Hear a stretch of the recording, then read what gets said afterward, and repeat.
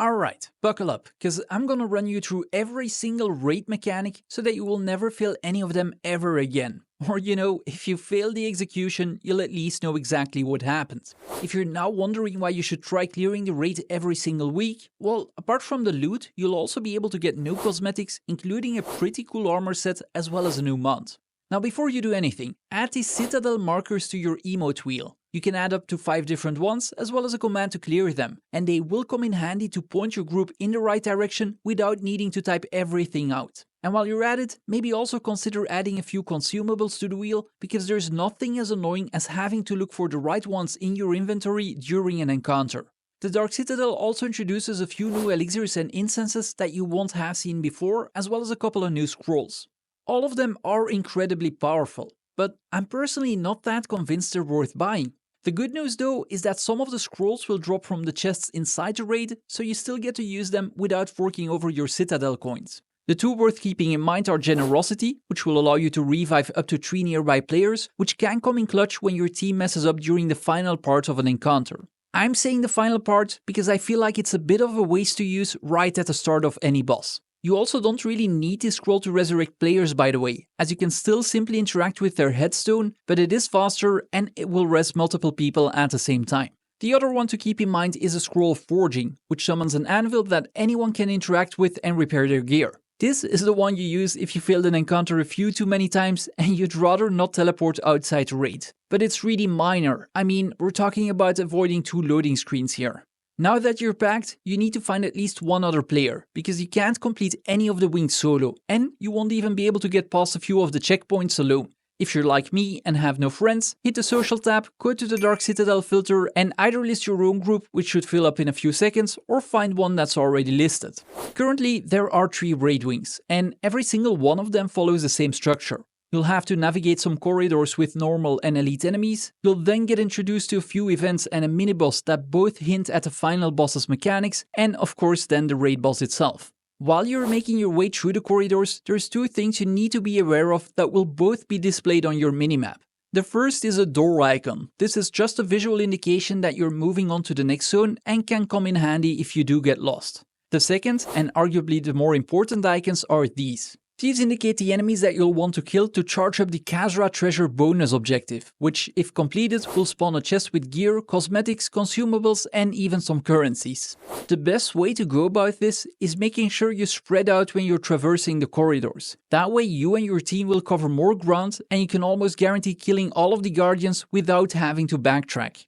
Now, throughout these hallways, as well as during a few mini-bosses between them, you'll get introduced to quite a few mechanics. Most of them are rather straightforward, but we're gonna go over every single one of them because they'll also be important for the actual boss fights at the end of the raid. First are the areas that you want to stand inside of or run through. Soul siphons are easy and should ring a bell if you've done some of the open world events before. Just interact with them and stay near them until their bar fills up.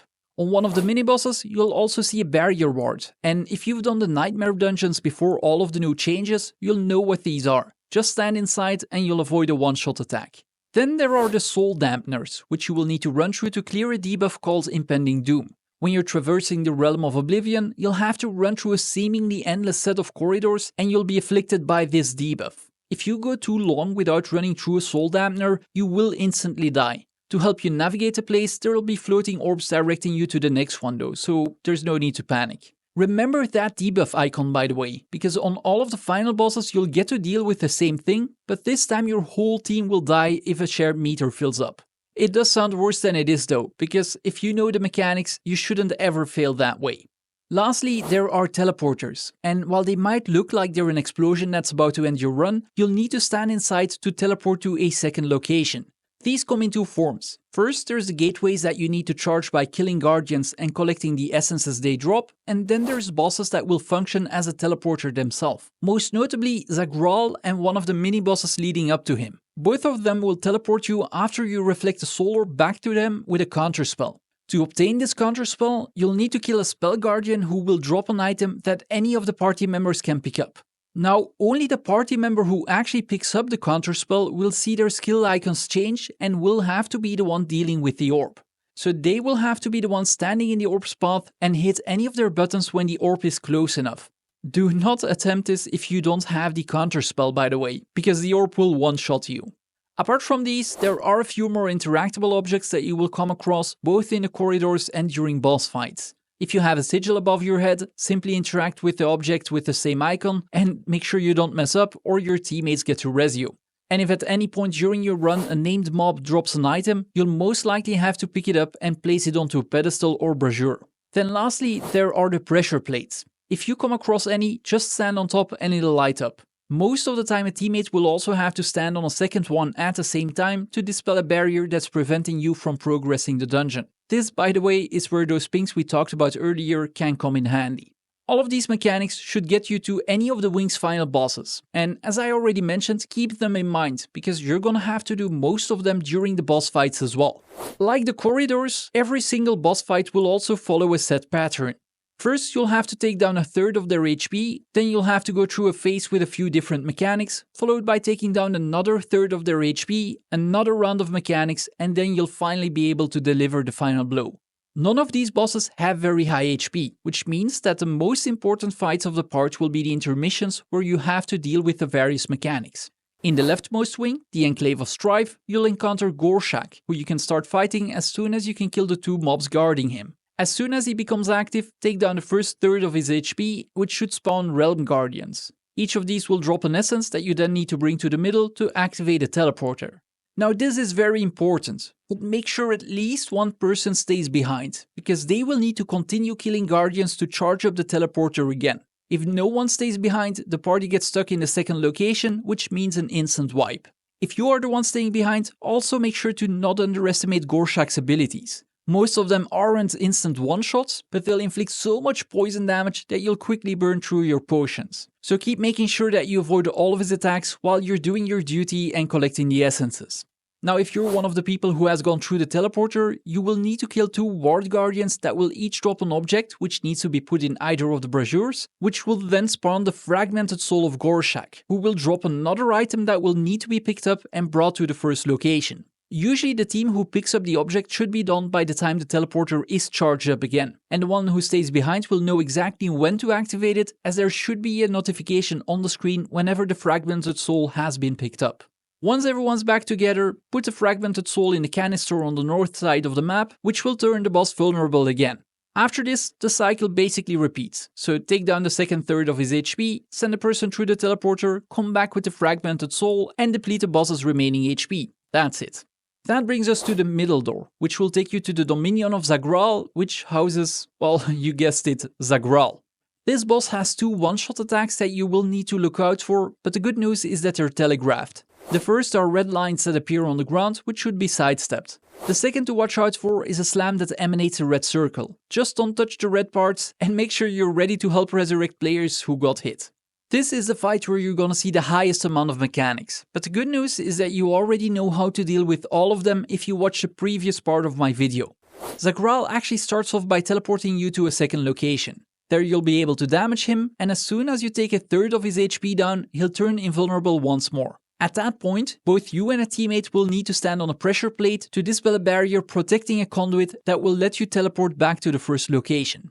If at any point you fail to stand inside the teleportation spell, don't worry. A teleport guardian will spawn, which will take you back to your team as soon as you kill it. Now that you're back, this is the moment all of the mechanics will take place. First, you'll need to whittle down a few enemies, after which soul siphons will spawn. You should already know what to do, so just spread out, activate them and wait for their bar to fill up. This will spawn interactable sigils, so go and look for the one that corresponds with the one above your character and dispel them. When all of you are done, Zagraal then will start firing soul orbs and a spell guardian will also spawn. So take care of the guardian, pick up the counter spell and reflect the soul orb, which will then force Zagraal to teleport you back to the other location.